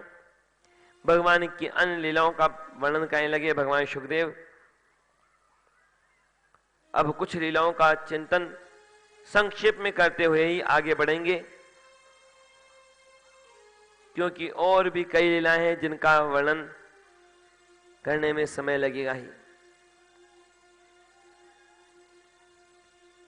एक बार की बात, अंबिका वन में गए, देवी अंबिका का पूजन करने के लिए सब गोप ग्वाल वहां पर एक अजगर ने पकड़ लिया नंद बाबा को।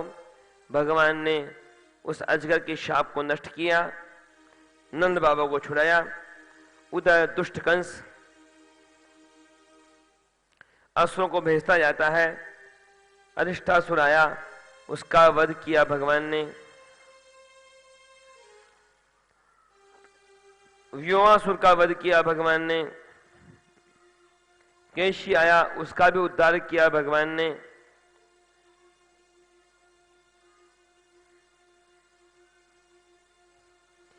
दुष्ट कंस बड़ा चालबाज भी था, दुष्ट तो था ही, धूर्त भी था।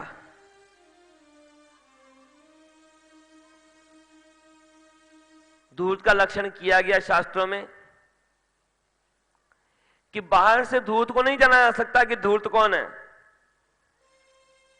मुखम पद्मदलाकारम, कि चेहरा तो दिखे ऐसा, ऐसे मुस्कुराहट हो जैसे कमल का पुष्प हो। मुखम पद्मदलाकारम, वाणी चंदन शीतला, और वाणी होती है चंदन के समान शीतल। लेकिन हृदयम क्रोध संयुक्तम, बस हृदय की तो बात छोड़ो, हृदय में क्या क्या भरा पड़ा है। त्रिविधम धूर्त लक्षणम,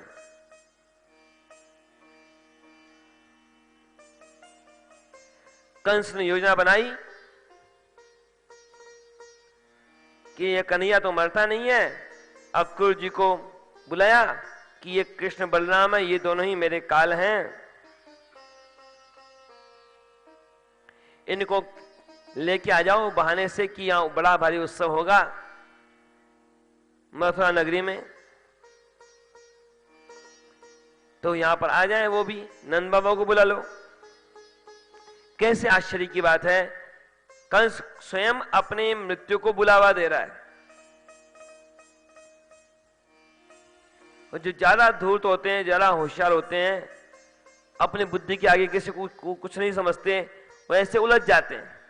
यदि कंस खुद नहीं बुलाता कृष्ण बलराम को तो शायद कुछ दिन और जी लेता। लेकिन शास्त्र कहते हैं ना, रामचरितमानस में कहा गया है कि काल किसी को मारता है तो डंडा लेके थोड़ी मारता है, पहले उसकी बुद्धि को छीन लेता है। काल दंड गही काहू न मारा, काले दंड गही काहू न मारा, काल दंड गही काहू न मारा, काले दंड गही काहू न मारा, हरहि धर्म बल बुद्धि विचारा, हरहि धर्म बल बुद्धि विचारा, काल दंड गही काहू न मारा, काले दंड गही काहू न मारा, काल दंड गही काहू न मारा, काले दंड गही काहू न मारा, हरहि धर्म बल बुद्धि विचारा, हरहि धर्म बल बुद्धि विचारा। कंस ने कपटी चाल चली, अक्रूर जी को भेजा।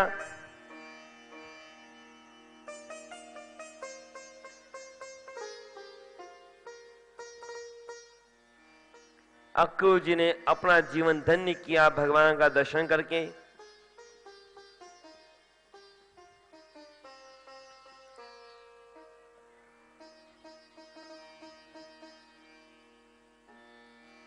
नंद बाबा मैया यशोदा को कुछ पता नहीं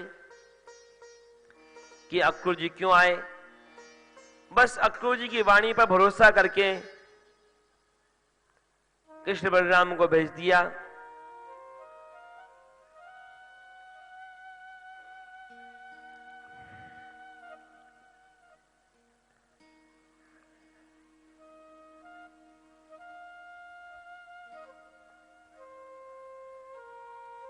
नंद बाबा खुद भी चल पड़े।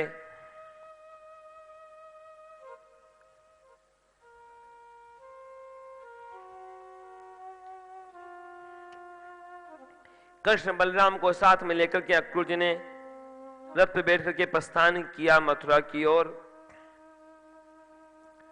सारे अन्य गोपगोपाल तुम उनकी प्रतीक्षा कर ही रहे थे।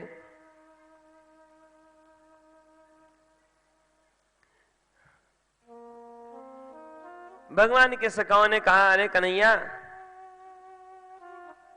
तुमने तो कहा था मथुरा नगरी दिखाऊंगा, तुम तो बाहर ही रुक गए।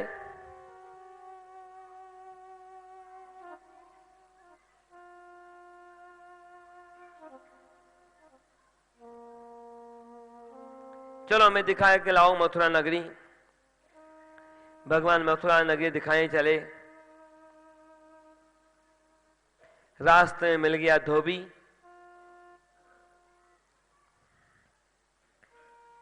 कौन है ये धोबी? ये वही धोबी है जिसने रामावतार में सीता माता की निंदा की थी। भगवान ने विचार किया कि उस समय तो मेरा रामावतार था, मर्यादा पुरुषोत्तम।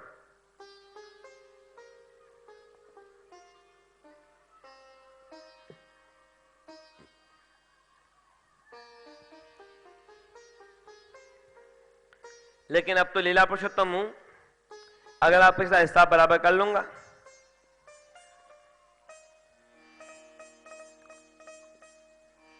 भगवान ने कहा, धोबी मामा मेरे सखाओं के पास वस्त्र नहीं अच्छे, वस्त्र दे दो। धोबी ने लगाई डांट, अरे कहां की ग्वाले आ गए तुम, ये तो राजा के कपड़े हैं। भगवान ने तरीका बदला कि अरे पता नहीं पता तुम्हें धोबी, राजा कंस मेरे मामा है। पर धोबी तो ऐसा दुष्ट, जैसा मालिक वैसा नौकर।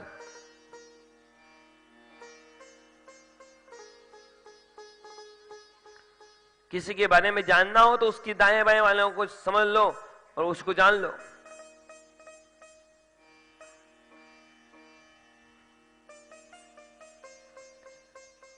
भगवान ने सोचा कि ठीक है, अब तो बराबर करना पड़ेगा इससे। आगे बढ़ के थप्पड़ लगाई, थप्पड़ ऐसे लगाई कि सिर अलग हो गया उसका।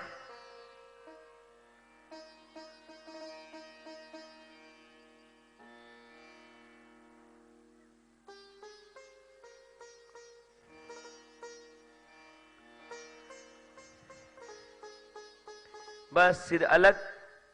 सारे कई सैनिक खड़े थे वहां पर।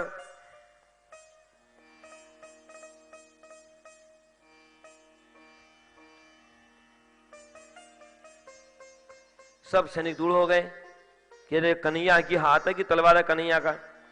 इधर भगवान आगे बढ़े, अपने भक्त माली पर कृपा की, अपने भक्त दर्जी पर कृपा की।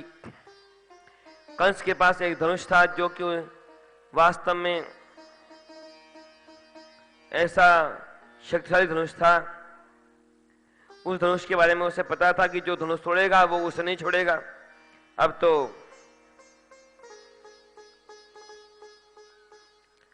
वहां पहरा लगा रखा था कंस ने, लेकिन भगवान पहुंचे, धनुष उठाया, धनुष तोड़ा, धनुष के टुकड़ों से मार मार के सैनिकों को भगा दिया।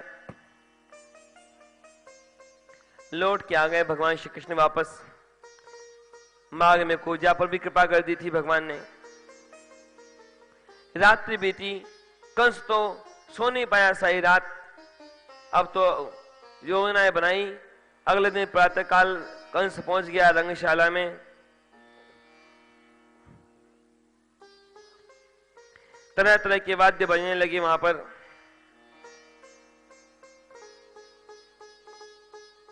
सारे मथुरावासी जाके बैठ गए। दुष्ट कंस जाके बैठ गया।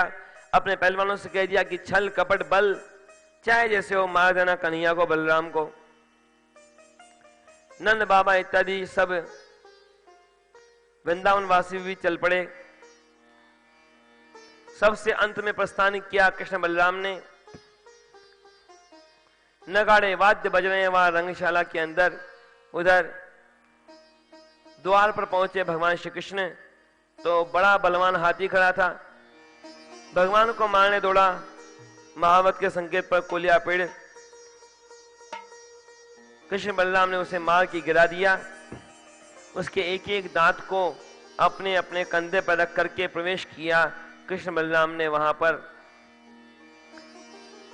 रंगशाला के बीचों बीच।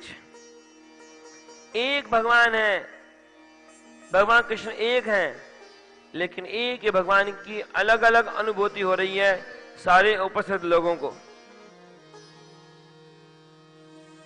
जैसा भाव वैसा अनुभव, जैसी दृष्टि वैसी सृष्टि।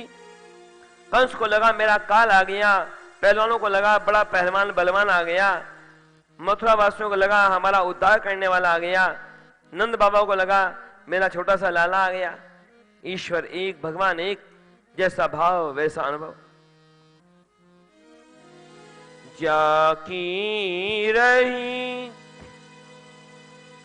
भावना जैसी, जाकी रही भावना जैसी, जाकी रही भावना जैसी, जाकी रही भावना जैसी, प्रभु मूर्ति देखी तीन तैसी, प्रभु मूर्ति देखी तीन तैसी।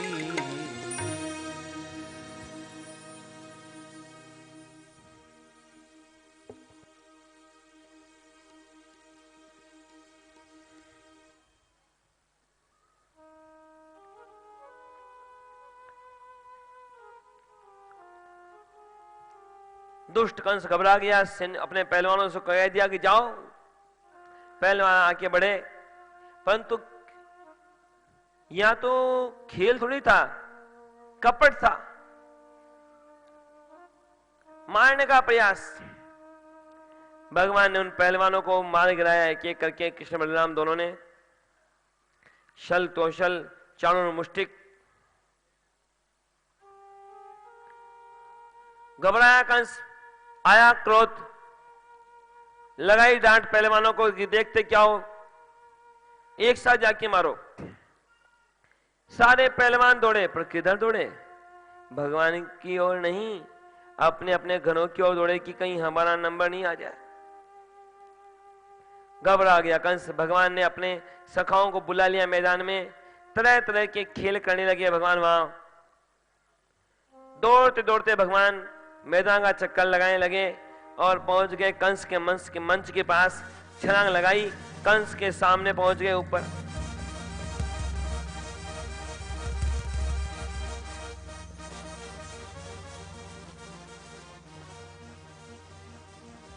कंस तलवार निकालने लगा। भगवान ने कंस के बाल पकड़े, कंस को गिराया मंच से नीचे।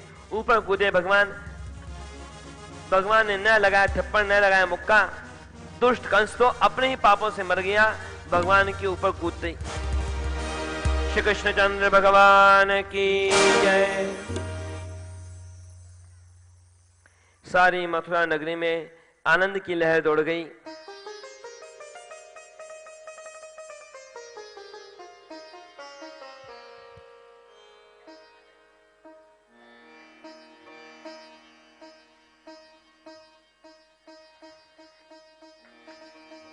कंस के पक्षपाती या तो मारे गए या तो भाग गए। वसुदेव देवकी को कारागार से मुक्त किया भगवान कृष्ण ने। उन्हें प्रणाम किया बारंबार। कैसी लीला करते हैं भगवान कृष्ण। भगवान है, लेकिन पुत्र का कर्तव्य कैसा दिखाते हैं भगवान। भगवान ने वसुदेव देवकी से कह दिया कि देखो, जो माता पिता जन्म देते हैं, पालन करते हैं, उनके ऋण से तो कोई व्यक्ति ऋण हो नहीं सकता, सैकड़ों सालों तक उनकी सेवा करके भी।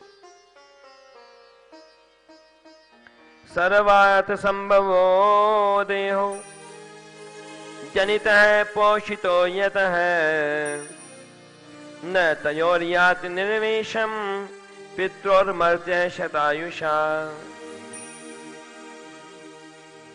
मैं आपकी सेवा नहीं कर पाया, बल्कि आपको कष्ट उठाना पड़ा मेरे कारण। क्षमा करें मुझे।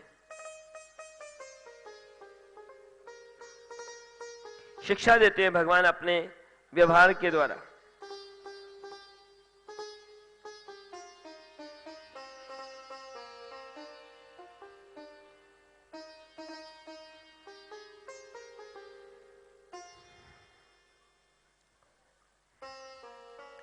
इधर सारी मथुरा नगरी की व्यवस्थाएं ठीक करने लगे भगवान। अब तक भगवान कृष्ण का केवल एक संस्कार हुआ था, नामकरण।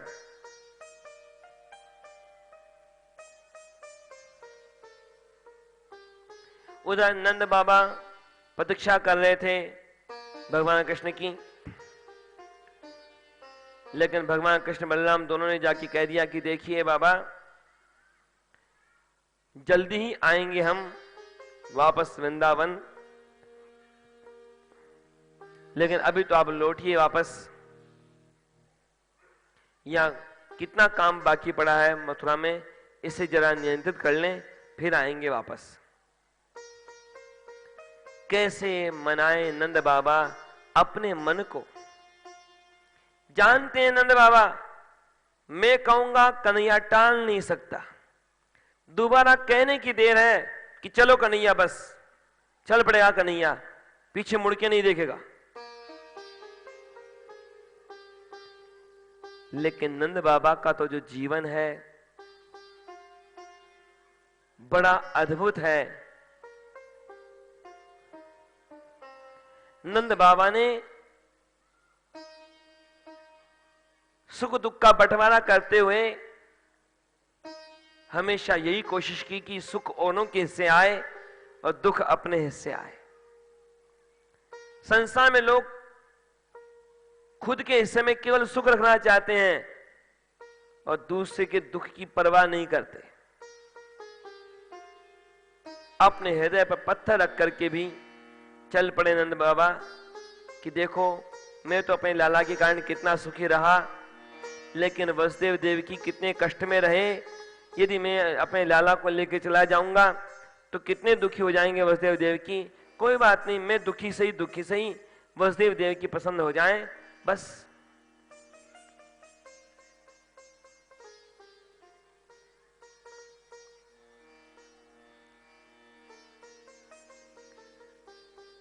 नंद बाबा ने प्रस्थान किया। उधर भगवान कृष्ण के बाकी कई संस्कार संपन्न किए गए। कई बार कहा जाता है कि भगवान कृष्ण तो लीला पुरुषोत्तम हैं, इसलिए मर्यादा का पालन नहीं करते थे। लेकिन ऐसी बात केवल वे लोग करते हैं जो खुद मर्यादा में रहना नहीं चाहते, बल्कि और भगवान को बदनाम करके खुद मनमाना काम करना चाहते हैं।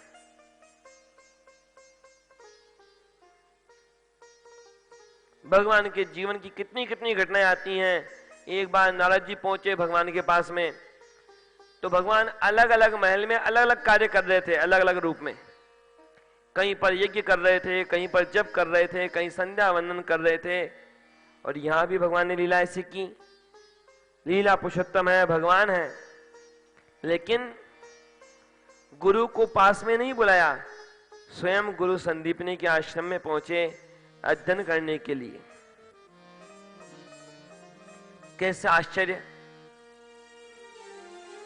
जो जिन भगवान के श्वासों से सारा ज्ञान प्रकट हुआ है, वे ही भगवान स्वयं पढ़ने के लिए पहुंचे हैं गुरुकुल में। जाकी सहज श्वास श्रुति चारी, जाकी सहज श्वास श्रुति चारी, जाकी सहज श्वास श्रुति चारी। सो हरि पढ़े यह कौतुक भारी, सो हरि पढ़े यह कौतुक भारी। जाकी सहज श्वास श्रुति चारी, जाकी सहज श्वास श्रुति चारी।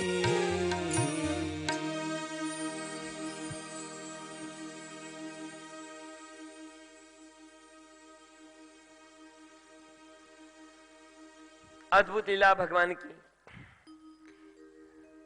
सारा ज्ञान जिन भगवान के श्वासों से अपने आप प्रकट हुआ,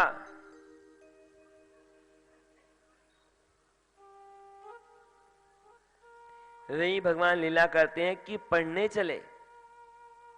पढ़ने नहीं चले, बल्कि मानो उन्होंने गुरु संदीपनी को सम्मान दिया और हर मानव को मर्यादा सिखाई कि कैसे कार्य करना चाहिए। केवल ज्ञान के आ जाने मात्र से बात नहीं बनती। ज्ञान विनम्रता देता है।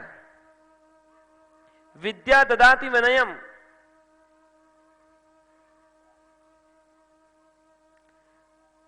अधिकतर अहंकार किससे होता है?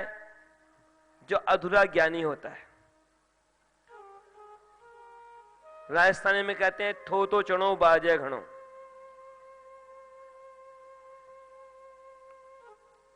भगवान के पास क्या कमी, लेकिन फिर भी वो तो हमसे हमेशा विनम्रता से।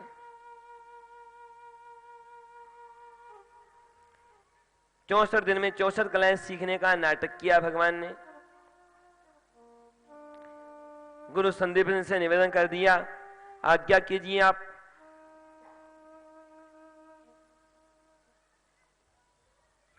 गुरु दक्षिणा में क्या अर्पण करूं?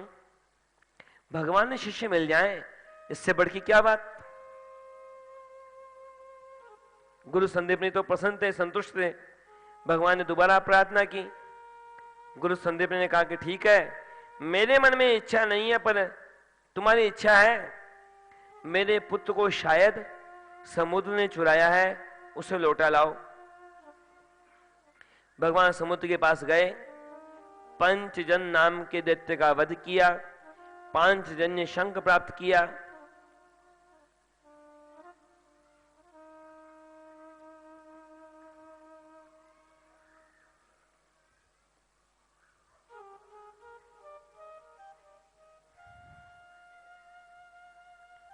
और जब वहां गुरुपुत्र नहीं मिला तो यमराज की यहां पर जाकर के वहां से गुरुपुत्र को लौटा के लाए। कौन आता है लौट के? और कहीं प्रसंग नहीं आता कि यमराज के यहां गया हुआ कोई लौट के आया, लेकिन भगवान कृष्ण लौटा के लाए। असंभव को संभव बनाया, लौट के आए भगवान कृष्ण। मथुरा नगरी की सारी व्यवस्थाओं को ठीक बनाया उन्होंने। भगवान के जो जो संबंधी कंस के अत्याचारों के कारण छोड़ के चले गए थे मथुरा नगरी, सबको बुलाया भगवान ने। मथुरावासी कितने लंबे समय तक अत्याचारों से पीड़ित रहे, भगवान ने व्यवस्था बनाई उन सब के लिए। सारी अनुकूलता है भगवान के लिए। सारे मथुरावासी दौड़ दौड़ के भगवान का काम करते हैं। सब देखते हैं भगवान के चेहरे की ओर, देखते रहते कि कब आज्ञा करें, कब हम कार्य करें, कब भगवान आज्ञा करें, कब हम कार्य करें। कोई कमी नहीं है भगवान के पास में मथुरा नगरी में।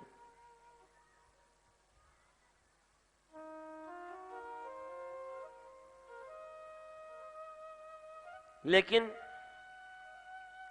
फिर भी इतनी सारी अनुकूलता होने पर भी भगवान कृष्ण का मन संतुष्ट नहीं है वहां मथुरा नगरी में। भगवान को तो याद आती रहती है बार बार अपने सखाओं की, मैया और बाबा की, गोपियों की, ब्रजमंडल की याद। कब आएगा वह समय, कब लौटूंगा मैं वापस वहां वृंदावन। कैसे भूल जाए भगवान अपने भक्तों को। भगवान की तो प्रतिज्ञा है, भगवान ने तो स्पष्ट कहा है श्रीमद् भगवद गीता में, ये यथा माम प्रपद्यन्ते तांस तथैव भजाम्यहम्। जो जिस भाव से मेरा करता है भजन, भगवान स्पष्ट कहते हैं मैं भी वैसा ही भजन करता हूं उसका। क्षण भर के लिए नहीं भूलते वे ब्रजवासी भगवान को। भगवान कैसे भूल जाए उनको। श्रीमद् भागवत में ही प्रसंग आता है, भगवान स्वयं अपने श्रीमुख से कहते हैं, निरपेक्षम मुनिम शांतम निर्वैरम शांत विग्रहम अनुव्रजाम्यहम् नित्यम पूज्य तंग्रेणु भी।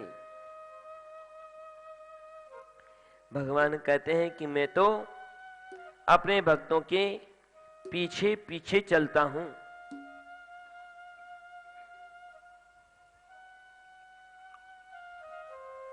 कि क्यों चलते हैं पीछे पीछे? भक्त ने कहा, किसी ने, अरे भगवान चलना तो चाहिए आपके भक्तों को आपके पीछे, आप क्यों चलते हैं भक्तों के पीछे? भगवान ने तो और विचित्र बात बता दी कि बात ऐसी है कि भक्त चलते हैं आगे आगे, मैं चलता हूं पीछे पीछे। अब चलने से धूल उड़ती है। श्री कृष्ण चंद्र भगवान की जय। श्रीमद् भागवत महापुराण की जय।